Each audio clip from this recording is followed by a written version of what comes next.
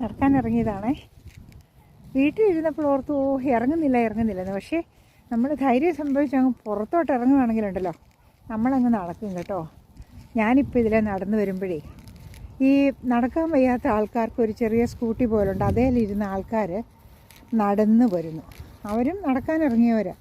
പക്ഷേ ഞാൻ അന്നേരം ഓർക്കുമായിരുന്നു, ദൈവം അനുഭവിച്ച് നമുക്ക് ഇപ്പം നടക്കുവാനുള്ള ആരോഗ്യമുണ്ട്. പക്ഷേ ആരോഗ്യം പോലും ഇല്ലാത്തവർ പോലും വീട്ടിലിരിക്കാതെ ഇങ്ങനെ നടക്കുകയാണേ. അതും ജീവിതത്തിൻ്റെ ഒരു ഭാഗമാട്ടോ, ഒരു നടപ്പ്.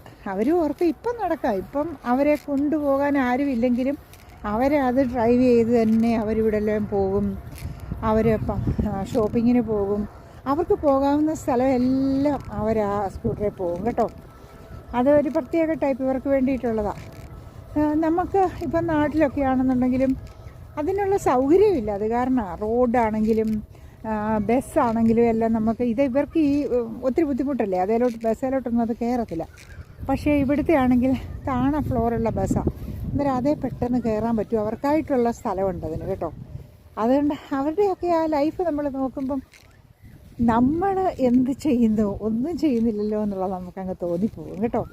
നമ്മളാലാകാവുന്നത് നമ്മൾ നടക്കാവുന്ന സമയത്ത് നമ്മൾ നടക്കുക, നമ്മൾ ആസ്വദിക്കുക. ഇവിടെ ഇപ്പം കണ്ടില്ലേ, ഇപ്പം ഒരു സന്ധ്യയായി. ഇപ്പോഴത്തെ സമയം ഇവിടെ 8 മണിയായേ. ഇപ്പം പതിയെ ഇരുട്ടാൻ തുടങ്ങി. ചില സമയത്ത് ഇവിടെ 10 ആയാലും ഇരുട്ടുന്നില്ല. കാരണം ഇപ്പം തണുപ്പിലോട്ടൊക്കെ അടുത്ത് വരിക. അടുത്ത ഒക്ടോബർ മാസം ആകുമ്പോഴത്തേക്ക് ഇവിടെ സമയം ചേഞ്ച് ആകും കേട്ടോ. അതുവരെ ആ സമയമൊക്കെ ആകുമ്പോഴത്തേക്ക് ഇപ്പം ആകാറായിട്ട് വരുവാണ്. അങ്ങനെയാണ് ഇവിടുത്തെ ഓരോ ദിവസവും. ഓക്കെ, നമുക്ക് ദൈവം തന്നിരിക്കുന്ന സമയം എൻജോയ് ചെയ്യുക, മുൻപോട്ട് പോവുക. Okay, by.